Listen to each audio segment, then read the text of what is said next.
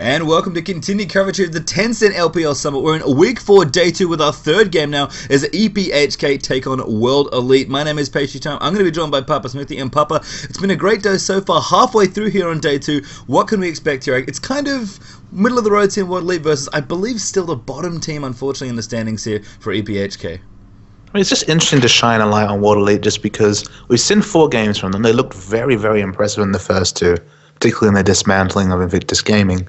Then they've faced off against the top 2 teams in the standings, against OMG and PE, and kind of been beat soundly, not necessarily in the same way, but kind of in different ways in both those games. So I would be interesting to see how World Elite react here, against a team they really should be beating.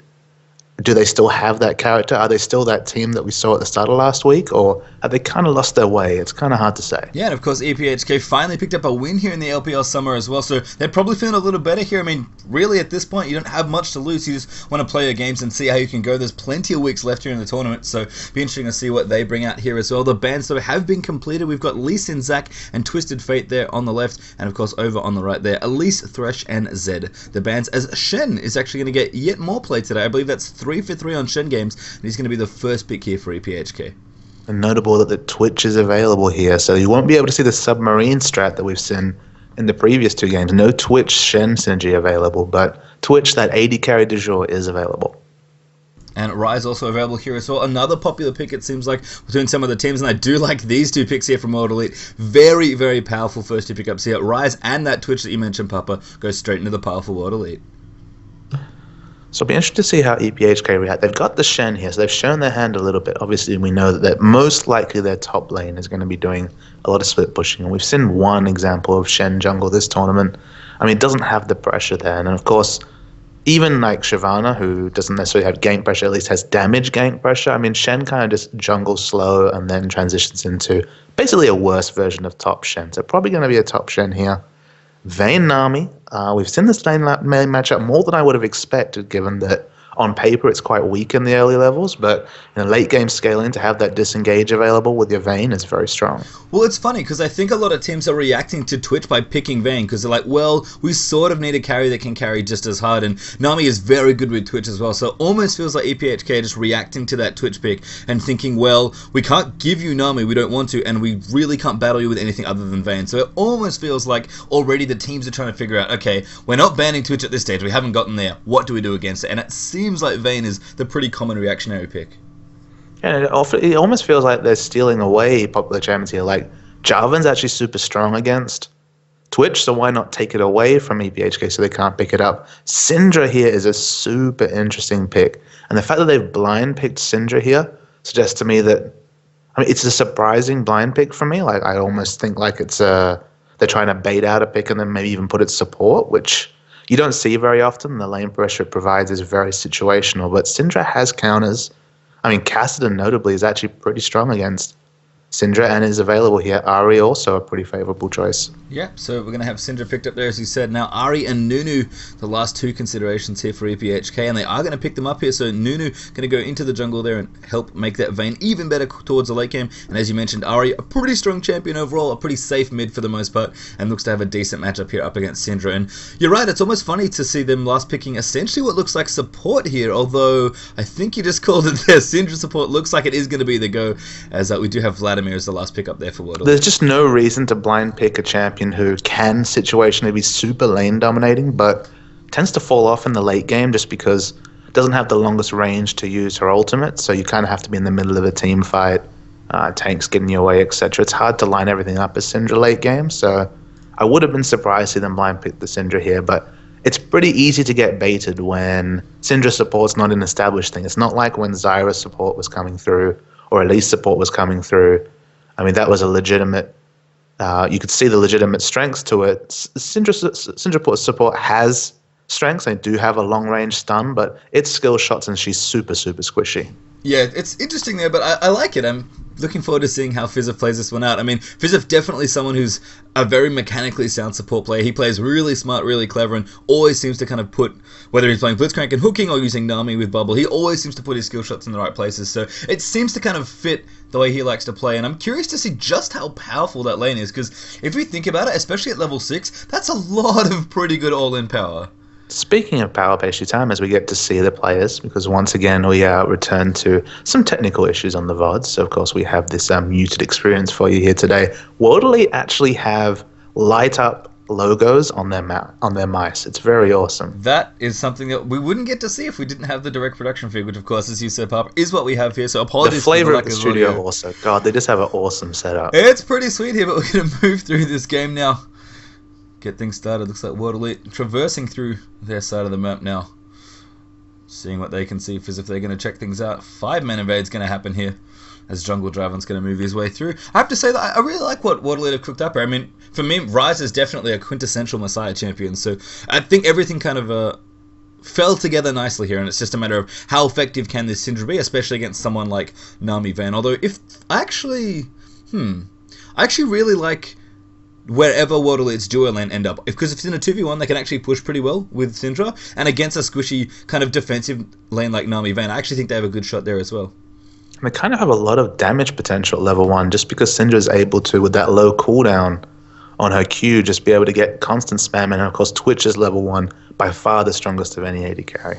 So you can see the wards they're moving through. World Elite already put their 2 wards down towards the red side of the jungle. This is classic World Elite here. Just wanted to make sure they've got vision of one side there with the double wards. There's a 3rd ward just down towards the bottom there as well. That was we could see a meeting here just because EPHK know exactly where World Elite is coming through. Yep, LPL actually kind of face checking, but no one pulls the trigger yet. I mean, the CC's pretty much in Ryze's hands for the most part at this level 1. And just in general, 4 wards being put down here level 1 by World Elite. EPHK, I believe, only have 1 ward up currently, and everyone's just kind of going to walk past each other. And they'll just start off in their other side of the jungle. I guess they want to make sure that Nunu doesn't do anything tricky and steal some stuff away, but looks like everyone's going to start normally here. The red buff has been started now for Man, and it's going to be, looks like red buff for Nunu there as well, down towards the right-hand side. Yeah, it looked like there could have potentially been a lot of action there, but neither team sees the advantage, so we're just going to see normal starts. Yep, but of course, Syndra is helping with the red, so lane swaps are coming in. Yeah, Salmo's moving down towards the bottom lane there as well. Looks like blue buff going to go over.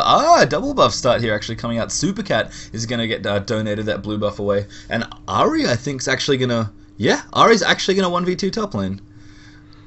We've actually seen a disastrous...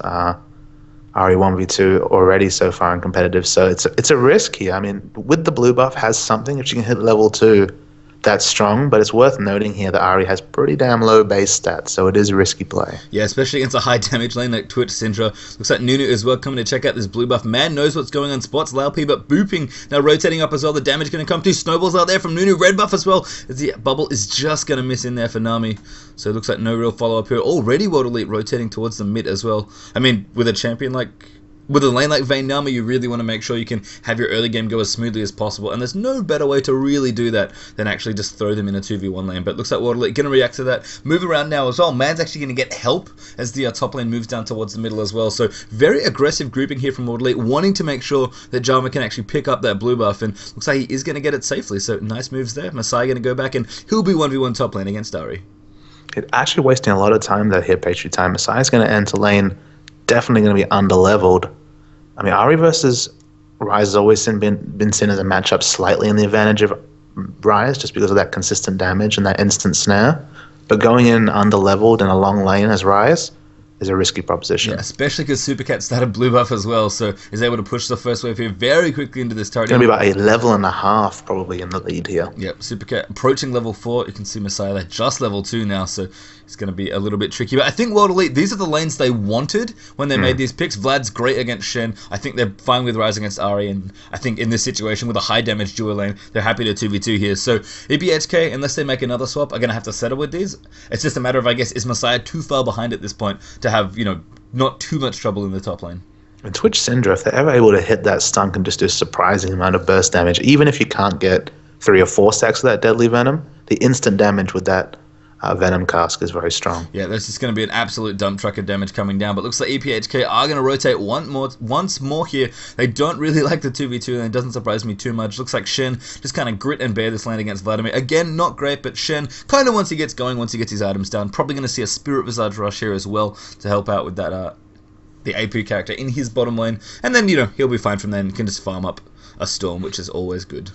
Yeah, Vladimir has a really favorable matchup against Shen. Unlike some lanes where he has to really struggle to get to level 9, he's always in a happy spot against Shen, but he doesn't have that global presence. He needs to be a split push pressure to be relevant throughout the game. Yeah. Interestingly, Salmei's actually gone for double mobility summoners here as well. He's got Flash and Ghost here. It looks like Wei Xiao going to ambush up towards the top lane, going to look to make it happen. Forcible! Good hit there on the booping as the stun comes through, and that's going to be people running away. Very, very nice setup there. Very sneaky coming through. And Fizzif, I said it before, if there was anyone that could make something like Syndra support work, it really is a player. It's just so accurate and so deadly with skill shots. And the importance of this constant swapping coming out of World Elite is that they're ahead of gold here, and they've now forced the bottom lane to shop once again. So they're slightly ahead in this trading of lanes and farm. Yeah, Messiah now level 4. Ari level 4 as well, so he's kind of picked up where he needs to be after that initial swap. I mean, World Elite, I think it was correct to swap when they did. They clearly had the lanes that they wanted sorted out, and I mean, really, if they just push back and forth constantly, in fact, World Elite's top lane backing up again as they're both going to go back to base. In fact, Supercat going to spot them off there. Just Charm Fizzif, prevent that recall from happening. Of course, clean up the farm here as well. Blue buff has one off for Ari now, so it looks like down the bottom, Man actually in there as well. Laupi trying to get in there, but 2v2 down the bottom, and looks like everyone's just going to trade a couple of spells here back and forth. Vlad looked like he might have been in trouble, actually popped his Ghost in there as well, but Jarvan with a bit of counter pressure, they're able to get Nunu out of the way, and looks like that jungler will return back towards his double golems there down towards the bottom, and still swap City as we have mid once again for 4 champions here as World Elite's dual lane go back towards Vayne and Nami in the mid. And the double escape summoners, the double mobility summoners coming out of Xiaomei is a tip of the hat that he'll be going for that more split push orientated build. Probably going to see Spirit of the Spectral Wraith come out early and just pressure the map and pressure those global objectives that Shen will be using his ult to kind of pressure himself. So definitely the Jin Air Falcons, Reaper kind of innovated this build recently. Might even see those early distortion boots coming out as he uses his ult, basically just for harass there. Yeah, just a bit of harass on Shen, clears out the minion wave as well, goes back and shops. I mean, Teemo Plague not on too long a cooldown. Tomahawk's just going to last it where he can, and Salmei is going to go back and shop right now. Messiah back towards the top lane now. Looks like Twitch though coming once again. We'll see if he can get anything done. Syndra not in the vicinity for this one, and looks like he's just going to ambush his way up. Doesn't even try for anything sneaky this time. Just lets Ryze rotate back down, and already EPHK have left the top lane. And back towards mid we go for one more time here. This is Ping Pong League of Legends, Papa Smithy. Interestingly, there is good ward coverage here, so both teams are very well aware that the swaps are going on.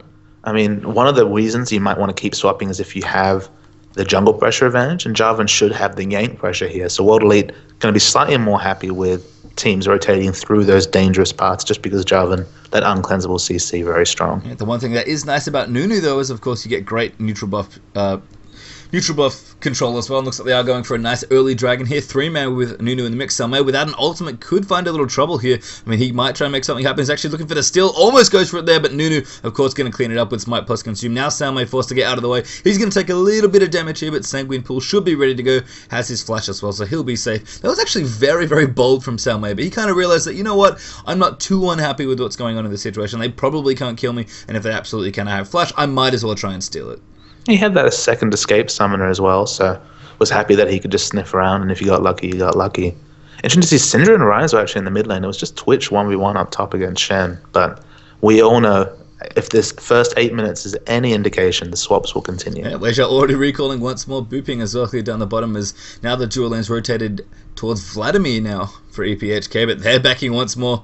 It is really a swap city right now, and it is kind of funny to see all these early wards come out, especially towards the top side of the map. There were so many wards for both teams there, just spotting people moving through that river, and down the bottom as well, especially around Dragon, now that EPHK took that one out. Plenty of wards around there as well, so a little different to what we're used to seeing here in the LPL. Ward coverage usually a little sparse in the laning phase, but with all these swaps, it makes a lot of sense that the teams want to keep tabs on each other. I guess the one thing you can say is that the supports have definitely been seeing all the lanes across the map, roaming along with their AD carries. So that's probably why you see the wards there, just because the supports have been putting out to try and be safe for their AD carries rather than the top laners who, so far in the LPL, from what we've seen, have definitely been a bit sparse on wards so far. Yeah, it's actually been nice to see supports just be so dynamic with their movement around the map. I mean, you said before that, Syndra and Ryze were just hanging out in the mid lane for a second because, you know what, Wei Xiao didn't need the help. May as well show yourself mid, help shove that a little bit there, and, just be where you need to be. You don't need to be anchored to your AD carry if he's not in immediate danger and up in the top lane. All Wei Xiao was doing was shoving. In fact, he's actually got a nice CS lead from all this swapping. That's probably one of the things that also is apparent from what's just going on here. Wei Xiao, for whatever reason, has just been able to pick up more farm early on. But with the dragon here, you can look at the items. No item advantage coming out of Twitch just yet. No, the gold actually slightly in favor of EPHK there as well. It looks like Man now, he's thinking about setting up for a gank, but he's like, you know what, instead we'll just go ahead and try and push this out here. If there anything that a big purple casting minion stack does, and Jarvan's banner, it's do quite a nice bit of damage to that tower. Exactly, 3 ranged champions and a whole load of creeps with the banner. A lot of damage coming on the turret, but no turret down just yet. Yeah, Laupi rotating down towards the bottom as well. He's going to make sure nothing goes too wrong there. As Messiah's just trying to clear out creeps in mid. He's actually ahead on CS against Ari as well by just a few, so he's happy with that. And Vlad's slightly ahead also in the top lane there up against Shen. Looks like we've actually had the lanes rotate towards what we expect them to be initially, and that's 1v1 Vlad plus Shen in the top, 2 in the mid, and now all 4 down the bottom lane once more.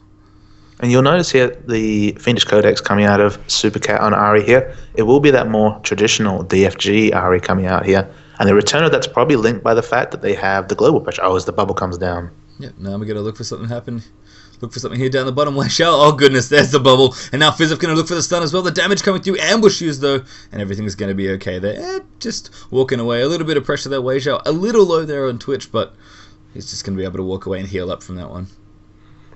Yeah, with the RE DFG makes a lot of sense here just because with the global advantage they have with Shen here, I mean, Ari will look to control the bot lane, stop any Wei Xiao split pushing, and try and get that assassination potential. Yeah, Man's not down the bottom looking for a lane gank as well. Wei Xiao's actually ambushed once more. Going to go in onto Kane. They're trying to bait him in. And looks like Vane's going to take it just a little here. Now Man going to look for it. The stun just missing there for Fizzer. But there comes through for Jarvan. The damage as well. Massive for that Syndra ult. And that is going to be the kill. Man and Messiah rotating down. Don't really get a chance to do much but pick up a couple of assists. And really the power of Syndra support right there. That is a lot of burst once she dings level 6. And poor Vane, they're going to get first blooded for World Elite. Absolutely, and having down those extra Dark Spheres increases Syndra's damage whether you have AP or not. Just so much more burst damage than you'd ever calculate coming out of a support. Yeah, and that bottom tower that they were working on earlier is also going to go down here. Laupi in the mid lane going to try and do what he can in terms of clearing out a little bit on the outer turret in mid, but World Elite going to keep working here. Jarvan again with that banner. Just going to give everyone a little bit of help for the push. And I mean, Booping can't do too much. The rest of EPHK rotating down as well. But a good bit of pressure there from World Elite, taking the turret to about 60% health there for the tier 2 in bottom lane. And that was a nice little first blood there. I mean, Man, he was kind of been there a couple of times, set up for the second lane gank, and very, very successful there as Syndra just comes in for the kill. Up top here, seeing Domox play quite aggressively against Xiaomei here. Has an item advantage, but he isn't building for lane. He's building that Sunfire Cape, which in one sense does help him keep up with the split pushing pressure of Xiaomei, but no magic resist here, so clearly a lot of gold in Xiaomei's pocket though, just because he hasn't backed and he had that Hextech Revolver very, very early. Yeah, I mean, given how much farm he has and how long he's been here just farming away, I expect he's got quite a bit in the bank there. Looks like actually Man getting chased down by Super Cat as well. The Cataclysm now on top of it. Rise looking there for the damages coming through, and a good absolute zero there from Laupi, but not quite enough to pick up Man there as Domhawk Stand United's in and is actually going to be able to clean it up as Rise picks up one onto Ari. Shen now forced to get away as well, and just no way to get away from those 3 champions. Very, very deep in the jungle there for EPHK, and they pay the price. They're losing 2 for 1. And Xiaomei will take down this top turret. They'll pressure the mid turret here. And now Xiaomei, when Domox gets into lane against Vlad, he's going to have to deal with the turret global advantage, but also the item advantage, because Vlad's going to go now and pick up a big item. He picks up the Sorcerer's Shoes and the Spirit of the Spectral Wraith. And without that magic resist, Domox is going to start to feel like Shen doesn't have a lot of answers to this low cooldown harass coming out of Vlad. Yeah, I mean, slowly but surely, Salmei's just going to wear away at that Shen. You know, all that Doran Shield health regen can do quite a bit for you. You've got plenty of health to burn through as well, but Vladimir will eventually, with all that spellbound, just be able to wear you out and do plenty of damage as well if Hemio is going to come out. And of course, with that magic pen, just do a bit of extra damage. Looks like World Elite with a nice timer here on Dragon. They lost the first one, but I guess Salmei did nothing if not make sure he got the Dragon timer last time he was here, and that's a very, very nicely timed Dragon for World Elite. Absolutely, and it wasn't an estimate. They had the exact timer there, so all freshly chopped, all there. Nice rotation by World Elite. Salmei mid now, so probably going to just push out a couple waves here. Maybe look for initiation here for World Elite as they kind of rotate through, but EPHK kind of around here. Shen's ultimate not close to being up actually, so potentially could have forced the 4v5 there, but looks like people are going to rotate around. Messiah's going to pick up blue. Twitch is going to go back down towards the bottom lane here, and Salmei will eventually, after he does his wraiths, walk back up towards the top lane and start split pushing against Shen once more. It feels like Domox here should have been caught between the new school Spirit Visage and the old school Sunfire Cape, just because with the Spirit Visage, of course, that standing out will be so much closer to being off cooldown here. I mean, that would also give him the magic resist for laning, extra healing coming out. It's kind of hard to say whether Sunfire Cape's wave clear or Spirit Visage's magic resist and global presence advantage gives Shen more in this matchup, but he's gone for the Sunfire Cape. He's gone more for trying to make him tanky against Twitch's damage at the front of a team fight, but we'll have to see if that was the right choice. I think given what's going on, I just expected Spirit Visage, but as you said, I mean, he can build it next, that's certainly not a problem. I mean, if he'd done it in the other order, maybe that would have worked a little better, but we'll have to see here. Right now, though, Xiaomei in complete control of the top lane. He's more than 20 CS, actually approaching 30 up now on that Shen, who's just kind of walking actually towards the Wolves just to get a little bit of farm, because he knows he can't really stand against this Vladimir, so Tomahawk's potentially now regretting his current choice of item, but once he does build up more items, gets that Spirit Visage, maybe gets a bit more as well, he's going to be reasonably happy with what's going on, and I think eventually he'll be able to stand toe-to-toe with Vladimir, assuming that Xiaomei doesn't get too far ahead. Definitely. There is an item threshold where he can stay in lane almost indefinitely against Vladimir, but with this Sunfire choice, he's kind of built for grouping rather than laning, which we'll see how it pans out. Yeah, I mean, with Standard Data coming in, definitely makes sense, but, as you said, it's kind of funny, right? Because the Spirit Visage not only gives you what you want in the lane, but also helps you get back into the fight quicker by using Stand United and giving you a nice big chunk of cooldown reduction. So it's kind of funny that he picked the team fight option in a way, and didn't pick the item that lets him get back into the fight faster. And I think right now, given what's happening, he knows he has to split push for his team, and unfortunately with Xiaomei just looking so good on Vladimir with a lot of farm already, things aren't looking too happy here. World Elite, though, do have to work on this mid turret. That's definitely the next objective they're working on. They've got 2 turrets to 0 currently, and a couple of kills up as well as being equal on dragons. So once they kind of move through here, Man with an Oracle's maybe looking to try and spot out Super Cat here, and they can just put some wards down, clear out vision where they need it, and then probably take out this mid turret in fairly short order. In fact, Domhawks is actually in the top lane pushing now, so Xiaomei's rotated here towards the mid. World Elite really need to try and pick up this tower, and looks like they're going to be able to. The outer turret's free, but you have to think the Shen Ultimate's going to ride someone in here. I mean, Vayne's rotating up as well. If there was ever a time to start a 5v5, it's probably now for EPHK. I've got to try and make something happen here. Lao P going to get stunned up. And take a little bit of damage, but not too badly here. Looks like the top tower is going to go down there as Domhawks picks that one up. So World Elite, a little bit of pressure on the tier 2. I think happily give up the outer turret there, just given that they wanted to make sure they got that outer turret in mid down. But Shen, I think a much needed breather for him in the lane there. Xiaomei now going to rotate back up towards there and try and push it out. And we'll see what happens from here. I mean, right now the game's still very close. World Elite obviously with a few thousand gold ahead, so they have a nice little lead that they can work from, but really, at this point, once you open up the space on the map by taking out those 3 outer turrets, it's what you do next that's really important. Sure, and they had that early Oracles on Man very early here, despite the fact they don't have a pick combo. If anything, Vladimir's kind of said from his summoner spell choice, hey, I'm going to split push this game. So they still want that aggressive advantage, just so that when they group, they are going to be able to dictate, despite the fact they don't have those liberal control ults to catch people. Yeah, I mean, Jarvan is probably the one that's best at picking people off. So I guess Syndra, if she can hit those max range E's, she can stun from a very long way away, as we see potentially here some aggression. Looks like Twitch coming through. Weijia once again, he's ambushed up, he's got his block, he's going to go in here. Actually a 2-level advantage, spray and pray activated, but Stand United got to come in for Shen. That's a force flash, a good tumble there, and there's the taunt coming out as well. And Weijia very dead in that situation. Nunu also rotating in, just getting an assist there by using that Blood Boil. And I mean, we've seen it a lot from Twitches. They get the Blade of the Ruin King and they get a little sneaky. He had a 2-level advantage as well, so had to like his chances there, but the Shen ultimate, of course, was ready to go, and now World Elite going to defend this bottom turret push. And awkwardly, Vladimir was in the shop at that point, so not able to put down any map pressure in the top lane to punish the Shen global. A free global there, free kill for Energy Pacemaker Hong Kong. It's just a matter of what can they make of it here. They're going to try and work on this bottom turret, but Xiaomei in the right place right now. Down the bottom, going to be able to AoE some of these waves as they come through. Has to be a little careful there. In fact, DFG popped there onto Jarvan as the damage was coming in, but here comes Xiaomei, able to AoE things down. Has a needlessly large rod now for himself as well, so clears waves very quickly and makes Shen's life significantly less exciting. I mean, it's a little bit better now. He's got a Ruby Crystal, he's got a Negatron Cloak as he works on that Spirit Visage, but if he returns to 1v1 Xiaomei, I don't think he's going to be too happy with what's going on right now, given the current item discrepancy. It's just one of those situations that with the level advantage, with the item advantage that Wei Zhao had, if there was ever a situation where a global was used to get a pick there, he should have been punished for it, and Vladimir, being in the shop, he was not. Good stun there onto Supercat. Actually, Fizzer follows up with a slow as well, but no one really there to do anything about it. Twitch, I guess, could have been in range, but he was busy farming off. So Super Cat just takes us down to the face there and going to walk away as Fizzif returns back to base now. Probably going to finish up that Ruby site soon, you have to think. Has a Cages already, plus Boots 1 and a couple of pink wards, so doing the job there of the support. And there we are, Ruby site and an Oracles actually. Interestingly for Fizzif, will continue carrying that mantle for the team after Mans is worn off. Yeah, not going to be as tanky as he could be if he used that more on the Aegis rush here, but they've clearly prioritized map vision as an important part of this comp, and that's why they're keeping the Oracles up. Yeah, and now Salme returns to the top lane, level 13 for Vladimir, tied with Shen for highest level in the game right now. And there's just dinging 14 there as well. So looks like Wager going to get all in by Supercat. The DFG is so much damage coming through, and Kane's going to be able to pick that one up very handily.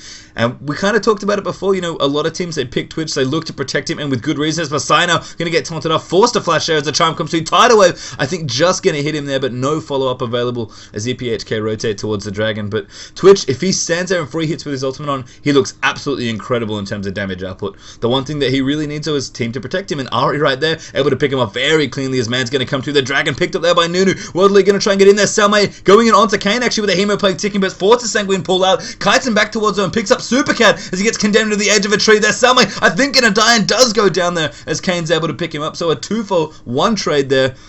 Is now Man going to get chased through as well. This could be bad news. A good bubble there onto Jarvan. Fizzif with a great stun though, hitting up 3 people. And clutch moves there from Syndra to make sure Man's able to get away. And Wardlead, I think luckily there, especially given Weijal's absent, only lost 3 for 1 on the Dragon instead of a full ace plus maybe more. Still some questionable decision making around Dragons, which has never been a weakness of Wardlead. They've always been good at giving up Dragons when they're behind and taking them when they're ahead. But we saw this against Positive Energy. Just a questionable decision to take a Dragon against a really strong teamfight comp, and now contesting a Dragon after Wei Zhao was dead. The allure of those neutrals sometimes is a bit too strong. Yeah, I think the biggest thing here is, you know, kind of much like Rumble's ult Equalizer, great to fight around Dragon because it just cuts off such a big area. If you can set up Twitch's ultimate in a pit like Dragon, you can do obscene things to the enemy team in a team fight. But of course, with Ari there, that DFG finished up nice and quickly. Supercat was able to all in Twitch, and that was a very clean kill. And really, I think you're right, Papa. Wardlet should have just walked away from that Dragon thinking, you know what, without our Twitch, we really don't want to fight here. It's one of those things, a one-man sacrifice. You know, if Man himself went in, stole the Dragon, then it's a great trade. You know, if he goes and himself dies, but there was a chance for a steal, not as good, but still, you know, that's an acceptable trade. But the whole team riding in there is just too much aggression for the situation they were in. Yeah, and really just Fizz's very nice stun there at the end. Managed to keep the rest of them alive.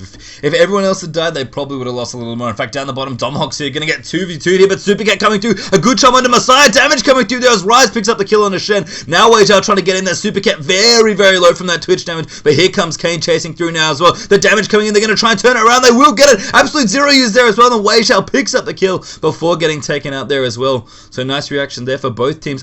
2-for-1 trade though in the end as Messiah just manages to get away. In fact, Man could make it more. The charm coming in, the tidal wave in there as well. Supercat getting dumped on top. Now Ari cannot get out without an ultimate. A stun there as well from Fizzif just to make sure, and Man's going to pick up that kill. Now Salme going to come in there as well, looking for the knockup, finds it there on both of them at max range. Now Booping's in a lot of trouble. Hemo Plague should pick up the first one. Laupy getting slowed by Sanguine Pull as well, and I think it's going to be a dead Nunu and a full ace coming out here for World Elite. Fizzif with the stuns and the ultimate. They're very, very nice, and World Elite pick up some much needed kills there, and EPHK, wrong place, wrong time for that one. The 2v1 there onto that Vayne, followed by the 2v2 that they just managed to eke out, and then beautiful cavalry coming in for Waterloo to clean up the rest.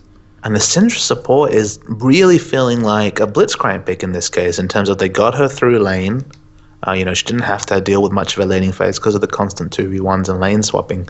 Now showing up level 12 at this point, so very high level as Fizzif. He was not always with his AD carry, he was around getting levels, getting experience, actually looking like a threat in these team fights. Yeah, I mean, obviously not doing a super amount of damage here with the items, but that ultimate, as you said, with a bunch of Dark Spheres around, still does plenty of damage. Just on our turn, and here comes Weizhao once more looking for the ambush. He's going to get it onto Kane, the damage coming through. And it's just so annoying to have Twitch randomly ambush on top of you. It's what people have realized is that he does have that 1v1 potential, just with the potential to be on top of you in true stealth and activating the Blade of the Ruin King. But whenever you're able to play aggressive as an AD carry, Twitch is probably your man. Yeah, and I guess if that's the only thing he did well, it wouldn't be too bad, but he does a lot of other things well as well. Waterley going to pick up the tier 2 there in mid, so continuing a nice tower advantage here, 4 for 2, still up by a few kills as well, so I've kind of got themselves back into the gold lead here by about 3,500, but still here, 24.5 minutes, that's a pretty small lead, and Waterley, I mean, we kind of said they need to do something here, and looks like Wei Zhao once more going to look for the ambush. I think Fizz is looking for a long range stun, Man going to come in there as well, tries to find Kane, good tumble though out from that vein, and that could be a dead Jarvan. The charm coming in there, that is going to be the kill. Now Laupi getting chased on, but Stanch United's coming through as well. The Chasey coming through, Super Cat with the ultimate, the tidal wave in there as well as Domhox finds the torn onto Messiah. Wager in a good spot, doing damage there, and Kane gets blown up there by Vlad. And now Domhox in trouble there as Twitch is going to be able to take yet another kill out there. And really, really nice turnaround there. A 2 for 2 trade overall for Waterley, and EPHK is still on the run here. And worth noting, the Hemoplague is up after all that. It was on cooldown for that fight, but no Ghosts or Flash now available, so hard to close the distance here. Gonna go top and farm up this big wave is Vladimir. Getting big though, has the Zhonyas already, and maybe working on Deathcap. Yeah, red buff gonna get stolen away as well there as Twitch and Syndra gonna pick that one up. I'd say really nice usage of the Twitch ultimate. They just kind of line everything up. I mean, you could see they tried to get on top of that Twitch, but really Supercat, for all the items that she's got, for all the damage that Ara's doing right now, if she can't get on top of Twitch and kill him, there are problems here for EPHK. You really, really need to pin down the rat as fast as you possibly can.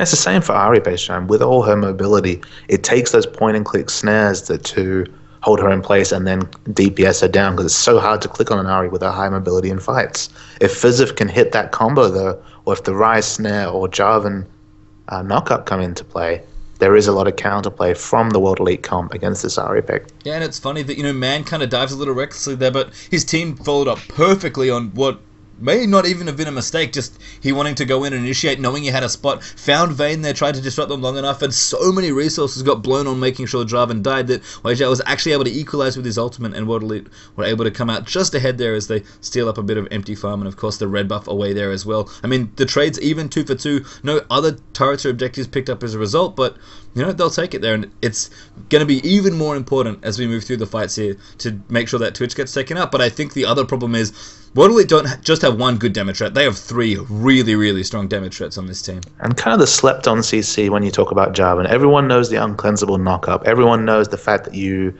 are stuck in a pit when if you're under the effects of Cataclysm, but you forget just how much space he's able to control. That Cataclysm that he bought so much time for Twitch with that 850 range spray and pray to free hit, that you know, his tankiness and the fact that Cataclysm was stopping the whole EPHK team from getting to the backline here was just as important to CC as anything else his kit can provide. Yeah, Domhox with no ultimate there down the bottom line gets the outer turret, but World Elite do a big chunk of damage to that inhibitor turret in the mid as a result. Gonna steal away the blue buff, it looks like here as well, give that over to Messiah, and now probably take away the vision around the Baron buff if they still have an Oracles left, which I think they do.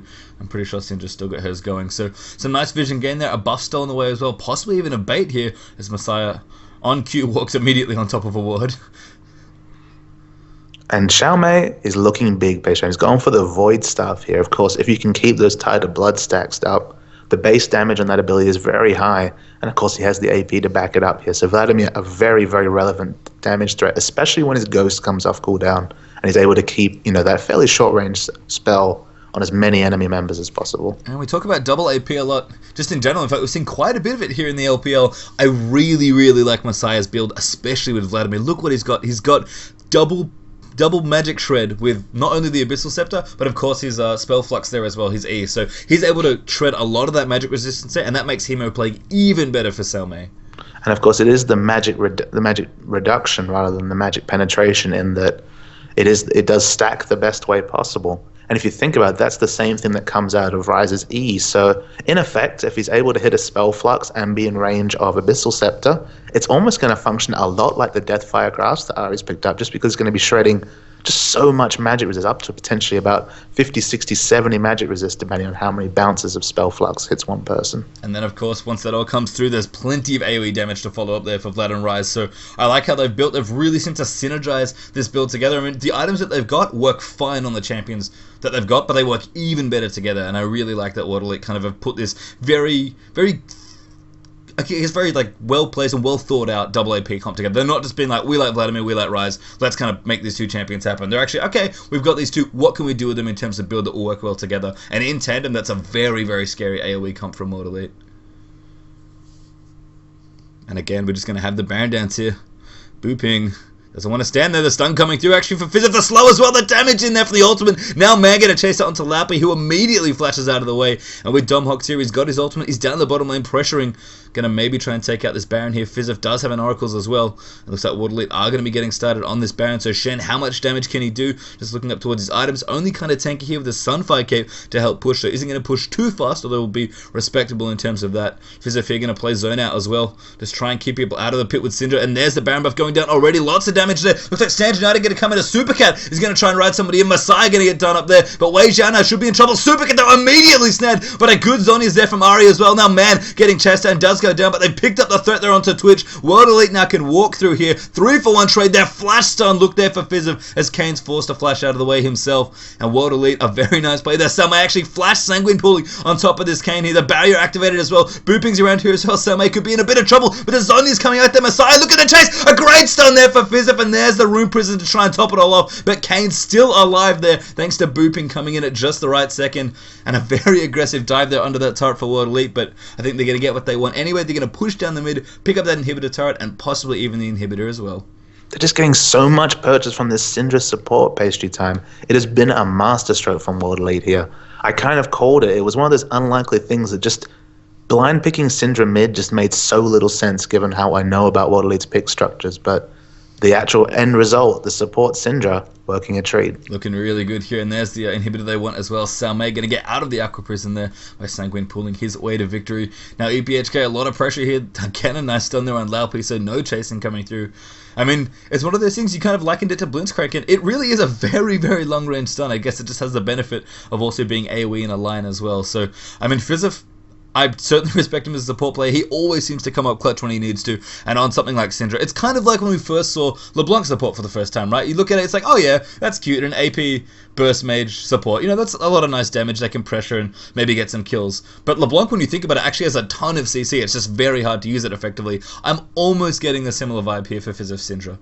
When you get that max range stun, you do get that extra width. So it is possible to hit most of a team with one QE combo there on that Syndra. And you can tell from the build that it's very much the picks that Syndra's all about. The boots of mobility, the move speed from the Twin Shadows, and of course the spooky ghosts coming out of the Twin Shadows to slow people down. Yeah, and I mean, you can snipe people from very far away if you know where they are.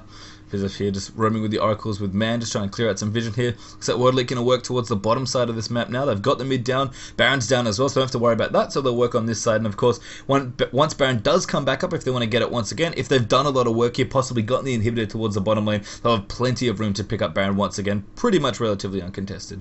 And Nunu's not in position whatsoever. I believe he's working on his wolves, so this will be a 4v5 situation. Man, poor Nunu just a little behind here on items. I mean, Man just got plenty of global gold that his team's kind of gifted him here. He's already got Bulwark and Spirit of the Ancient Golem finished up, where Nunu is working on his Aegis and has his Spirit of the Ancient Golem up. So, I mean, just in general, you can see the gold difference pretty reasonable here between the two teams, just under 8,000 as World Elite are charging ahead here in this one. And with that inhibitor down, it's kind of only a matter of time for World Elite are able to make something happen once again here under this tower. And if they ever pick a fight here, EPHK, you know, if they feel like they're giving away one objective too many, they need to make sure Nunu's group there just to be able to give those free stats that the Blood Boil provides to the Vayne. Because Vayne, behind an item, is down a last whisper here compared to Wei Zhao, but of course, so many nice stats that an AD craves coming out of the Blood Boil. Yep, Salmei actually pushing in the mid, just keeping the pressure going there. There's a reasonable mini wave coming up the top side for World Elite as well. I think that will eventually push down, but I'd like it to happen a little quicker if at all possible. Wei Zhao going to look for an ambush. He's just hanging out, doesn't want to walk into true set range of the tower, which is very smart. But, I mean, World Elite here, definitely known for the slow push, definitely known for their patience. You know they're more than happy in this situation with basically all the important objectives off the map, just to sit here and take their time with this siege. You're looking at the timers here, Dragon is up very soon, but I think World Elite, they just want to get all these outer turrets down, set themselves up maybe for the next Baron, and then try and finish the game from there. They're taking it one objective at a time, but they can afford to play in the manner that they're playing. Yep.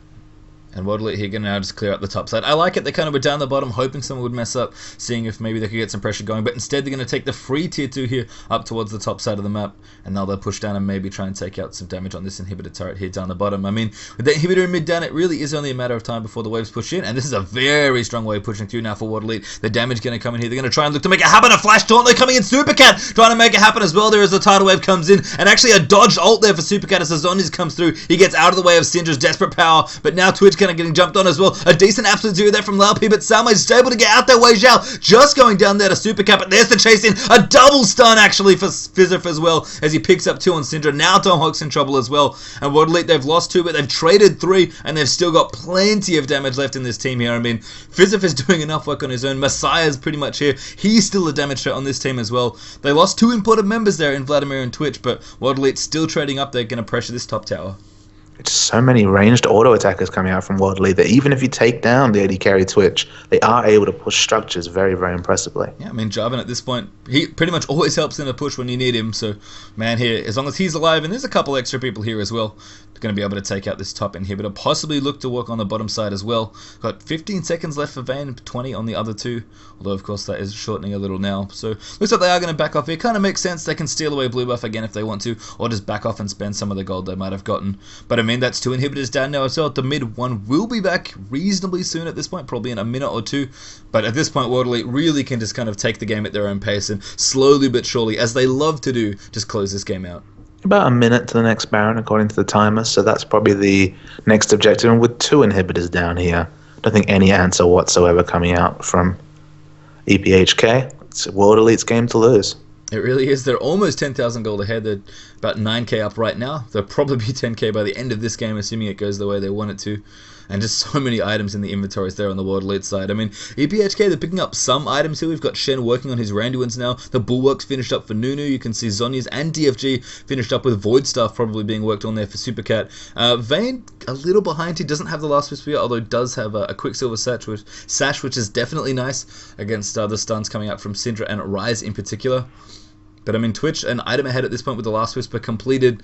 EPHK could make something happen here, but I don't think they have really the presence on the map to try and do it. I mean, they're going to rush towards the Baron here. They try and pressure out and show themselves in mid to, you know, at least dissuade World Elite from getting on that Baron. But at this point, eventually the middling waves will push in, and that's exactly what World Elite want.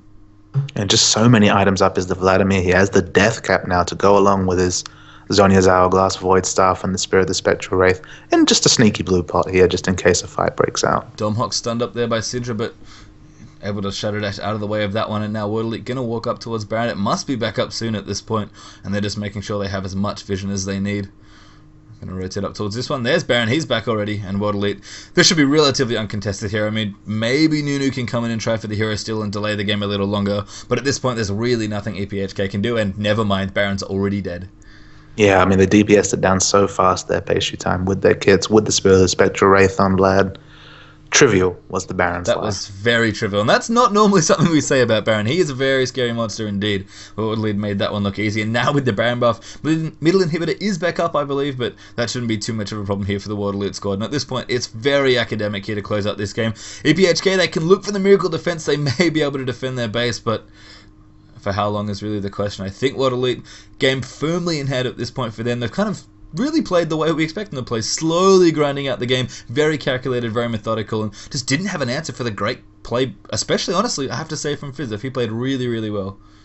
And you look at the time here, 37 minutes into the game, it doesn't feel like World Elite were ever really truly in threat here. I mean, there was all the lane swaps, so maybe it took them longer than they expected to carve out the situations they were looking for, but ever since they started to win a couple of those early engages, it just looked super, super comfortable here. Yeah, I mean, Salmei went absolutely massive on Vlad, still has the highest CS in the game by quite a bit. Oh, actually, never mind, he's 2 behind Vayne. Looks like Kane's been working with all the mini waves that have been pushing in. I mean, you know what, they're going to try something cute here, hiding behind the trees, seeing if they can bait anyone out, but eventually the super minions, you can see it on the left-hand side, pushing now towards that Nexus turret. EPHK have got some really bad choices to make, and none of them really look too good here. Domok's actually going to go into Messiah. The Tidal going to come in there as well, but Jarvan in the back, just trying to keep everybody else out of there, and Man's going going to flash out of the way. Now Spray and Pray activated there for Wagel. Supercat's going to come in and try and do some assassination. Salmei in the back there as well, doing plenty of damage. A very nice Zonya's there as well. They're going to cover the retreat there for Salmei. The stun just missing. That's Fizzer going in there, activates the ultimate, but it's not quite enough to pick up Kane, who gets back to the fountain in time. But at this point, I don't think it matters. The third and final inhibitor going to fall here as World Elite take a 3-0 team fight to end this game off. That should be the Nexus turrets. The Nexus itself in short order as well, and a very World Elite-esque game played here, I think, with a bit of spice there from Fizz of Syndra.